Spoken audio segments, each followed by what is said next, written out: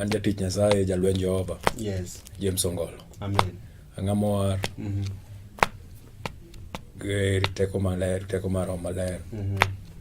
Grem Yesu Kristo. Amen. Kamano. Koro kiny makawuono kod jachiel kachiel ang'eyo ni Nyasaye oketie mich mar wer. Bende ang'e ni sewer kuom muda masani koro ng'eny kinyalo wach kamano. Ang'e wer mane wero mabende dhano osebedo ka hero ahinya.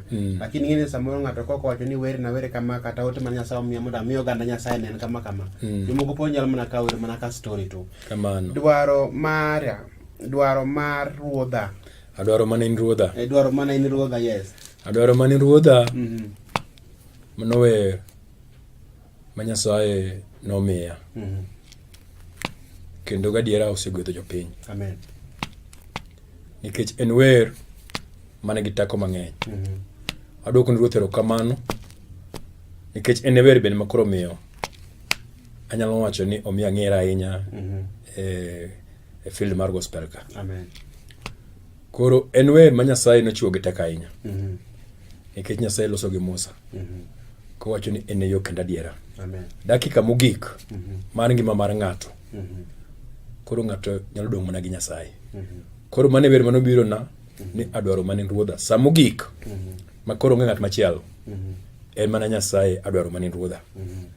Koro Nyasaye oseketo teko moro kuome. Kendo ayie ni ogwedho piny. Kendo adwoko ne Nyasaye erokamano. Kendo ang'eyo ni kawuono ji mang'eny osewinje wacho ga ni to gidwa ng'eyo ni ng'ano ma owero mana adwaro mana in Ruodha. Kawuono gi chenro ni kora nyalo wacho malong'o ni adwaro mana Ruodha were gi jatich Nyasaye. Jalwen Jehova James Ongolo. Amen. Kendo aneno ka Nyasaye osetimo ng'wono. Nikech dakika mogik mar ngima mar ng'ato en adwaro mana in Ruodha. Onge ng'at moro machielo. Koro jatich Nyasaye ka piny achiel kachiel. Sama ng'ato winjo wer ni kata ko beni nigi midekre moro, ere kama onyalo traja ni wer nyalo konyo go ngimane. Kaluwore gi ote Nyasaye omiyi mondo wer go ne kit oganda. Nitie sama ng'ato nyalo dong' gi Nyasaye. Inyalo ng'wedo ng'at matuo kata an awuon asebedo matuo chieng' moro achiel e dala mar Kisumu ka. Mana bedo admitted. Aga kan. To noyudo kama nachopo kamoro makoro nawacho ni adong' gi Nyasacha. Onge ng'at moro machielo. Koro miyo wendni owacho ni nitie samoro ma ng'ato nyalo dong' gi Nyasache. Adwaro mana in Ruodha. Weche nyalo bedo matek. Isetemo koni ok chopi kaka idwaro. To nitie ng'at achiel miluongo ni Nyasaye. Adwaro mana Ruodha. Adwaro mana Ruodha. Samogik ma koro lweny ineno ka gima lweny koro loyi. Inyalo dong' gi Nyasaye. Kata osiptal, ka ng'ato odhi osiptal, inyalo yudo ka ng'at moro samoro idhi neno ng'ato osiptal, yudo ka ng'ato koro tuo mok nyal. Deka mogik iwinjo ka ng'ato wacho ni ng'ano dong' gi Nyasache. Ng'ani koro dong' gi Nyasache. Koro yore dhano nyalo temo machop kamoro ma koro onge gima yani Nyasaye kende makoro. Koro Nyasaye kende midongo. Amen. Koro adwaro mana Ruodha. Omiyo en wer mane gi teko kendo wer magudho ji mang'eny. Amen. Amen. Ne janeno mara manena mana kaka sewinjo no. Wan gi jatich Nyasaye James Ongolo mabendo kudala mar Mombasa osupo kachiel chin ma jotich mondo godho gwende mana kaka Nyasaye wacho kamanyero. Koro kama intie miwachunyi miwapachi ang'eni gima nyakala kro kinyi masani kendo kete mana ka nikech gin en marwa. Ko kamano jatich Nyasaye adhi ka thuolo mondo wero wena kachiel mondo ngama Nyasaye ogwedhore kama gintie jomoko bende pok ing'eyo nonro lakini ka kitemo ang'eni chakre ka uno gibiro ka giwinjo wende no gipuonj manie iye kachiel to Nyasaye mabendo pongo wende no. Abro mi thuolo mondo wero wena kachiel. Erokamano. Nyasaye gwedhore. Wendno nigi teko kendo wendno gwedha mang'eny. En wer ma Nyasaye notime ng'wono. Amen. Owiro gimoro ma Kiswahili luongo no pako. Moro ni time Nyasaye oketo. Adwaro mana in Ruodha, kandalona gi piny koro gik Jehova be makiba. Kanene wacho ne Musa, ne in e yo kendo adiera Jehova be makiba.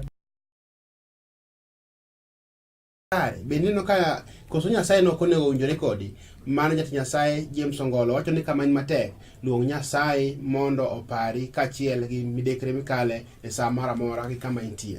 Pod wan kode kachiel mana kaka sewacho no jatich Nyasaye James Ongolo dala mar Mombasa owero wende mang'eny kendo ko kamano nitie wer machielo mochako wero mawacho ni Luandana jatich Nyasaye.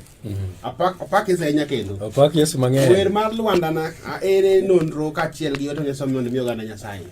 Jatich Nyasaye. An adwoko ne Nyasaye erokamano kuom ng'wono ma koro Nyasaye otimo kendo koro Nyasaye nyalo keta ni koro awerne. Amen. Tago ni Nyasaye anyalo werne Nyasaye moloyo. Mana kaka Daudi nowacho ni onyalo miel ne Nyasaye. Makana dhako nyalo yanye to miel ne Nyasache. Nikech ong'e ng'at momiel ne. Amen. Mano miyo awacho ni anyalo miel ne Nyasaye. Lwandana.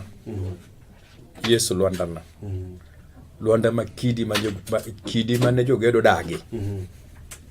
Ema koro siro kor ot. Amen. Kidi mane jogedo dagi. Koro siro kor ot. Mano Yesu wuod Nyasaye. Koro Nyasaye nobiro ira. Nokelo na wer. Kana timo volume mar 3. Volume mar 3 ne atimo ka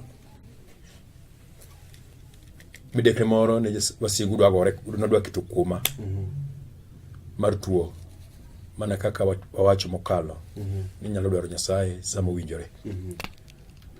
Koro kasetieko wendegi to Nyasaye okelo na wer moro, nitie wer moro madong'. Nitie wer madong' monego idhi tim nikech Yesu Kristo en e kidi mane jogero dagi ma koro siro kor ot miluongo ni Lwandana. Koro notiyo koda ma wero wer miluongo ni Lwandana. Kendo adwoko ne Nyasaye erokamano nikech en bende en achiel kuom wende maga magwedho ji ahinya. Amen. Kendo gwedho ji gadiera. Neno ka dhano here kendo adwoko ne Ruoth erokamano. Nikech aneno tich ma Nyasaye tiyo kendo konyruok ma dhano yudo.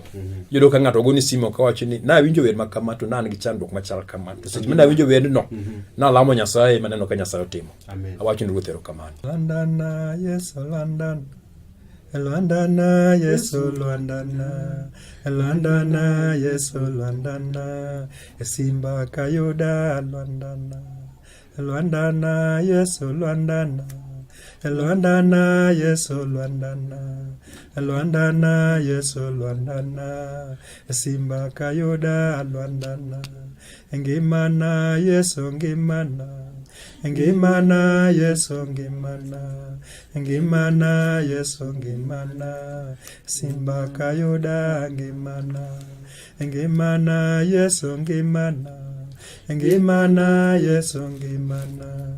Ngimana Yesu ngimana. Simba kayuda ngimana. Oseloto Yesu oseloto. Oseloto Yesu oseloto. Oseloto. Ing'eyo? Abedo gi mor e chunya. Nikech gospel en lando wach Nyasaye manyalo chopo ne ng'ato kama ng'ato kanyal chope.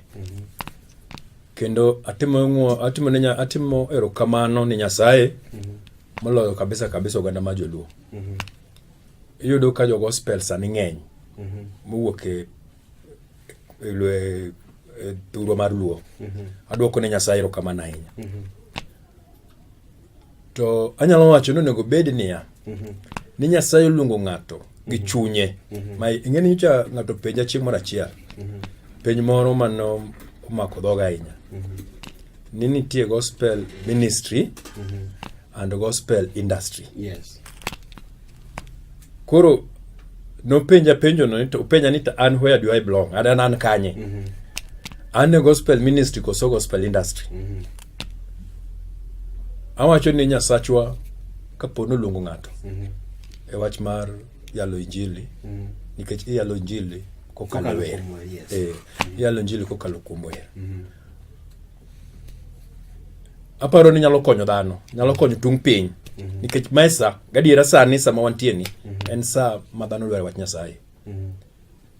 Kendo an seche moko amorga kata ka winjo kaka jowal wero wende mag injili. Tawacho ni Nyasaye erokamano.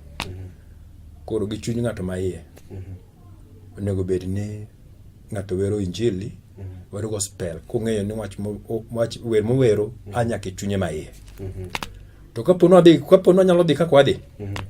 Aparo ne higni 10 mabiro Nyasaye biro loso piny kokalo e wer. Kapo ni koro wach sani kaka wadhi neno kwadhi maber. Awacho ni dhano wero. Sani injili dhano wero injili.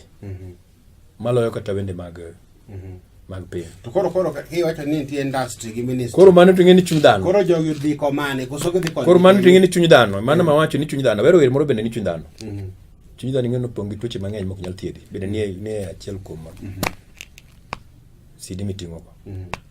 Koro emomiyo awacho ni kaka Nyasaye luongo ng'ato. Ing'e ni osipna kaka Nyasaye luongi kaka oluonga. An awuon ang'eyo kaka oluonga. Ati Nyasaye nitie kama dage duoka. Igona oko. Iwacho tie industry gi ministry. To tieni ka industry mitieni ng'ato iri mondo nwang' pesa. Ministry ng'ato chiwore ne Nyasaye. Neno. To ng'ato nyalo gwedho jawer kokalo through ministry but not industry. Neno. Koro kuo industry gi ministry. Jowendo ochopo ministry koso gichomo industry. Mane emomiyo awacho niya. Ing'eni kata mana marruok mar Nyasaye. Eti Nyasaye ng'eni ng'at mowar. Amendo wara. Ting'eno kanyal ng'eyo fut mowari godo. Amendo ikinyal ng'eyo fut mowara go. Koro sama ng'ato dhi ma wero wer mar gospel. Koro en owuon ong'eyo ni en e ministry koso en e industry. To na wacho ni ng'ato nopenja, ng'ato njo penja. Ni nitie gospel ministry gi industry. Koro kaka ja gospel. Chuna ni nyaka thuolo mimiya ni. Nyaka koro abinda siem jok mawer. Ni mondo gin be ging'iye ni gin ministry koso gin industry. Mondo wach Nyasaye obed wach Nyasaye. Koro jati Nyasaye, maybe ng'ato nyalo gombo luongi crusade kata bang' mo kata nyalo wacho ni mondo bende ombo nwang'e CD mari kata kodwa luonge crusade. Ere kaka itimo in iwuon kaka Jaduong' James? Crusade abedo ga mang'eny. Kata Kisumo kasebedo crusade mang'eny. En man ni sani ng'eny gi ji mang'eny ok oseneno ahinya nikech bedo man mabor gi dwaro mar tich kamondika. To crusade tasebedo gi crusade. Itimo ga nang'o sama luonge crusade? Nitie joma go nengo, nitie joma wacho ni Nyasaye abiro bira kanyo ero, lakini wang' nane kaka chalo. In kaka James itimo nang'o? Ok nago nengo, be pok atemo go nengo. Ok anyalo go nengo. Ka ng'ato luonga ni ng'at Nyasaye an gi crusade. Inyalo bire crusade. Surely ka ng'ato wacho na ne wuok Mombasa, awuok Mombasa nyaka Kisumo. Obiro chulo fare mara. Mano kapar nago nengo. Kabire Kisumo karka mondo doje crusade. Kasetieko to nyalo kuna ni ng'at Nyasaye mai fare midoko godo. Kata ka koro ndie sabun moro, mano kaka en wuon moro. Ene mone. To ano kanago nengo nikech asomo maka moro. Ma jama Nyasaye wacho ni, wuod Nyasaye wacho ni omiu nono, ununet monade, chiuru nono.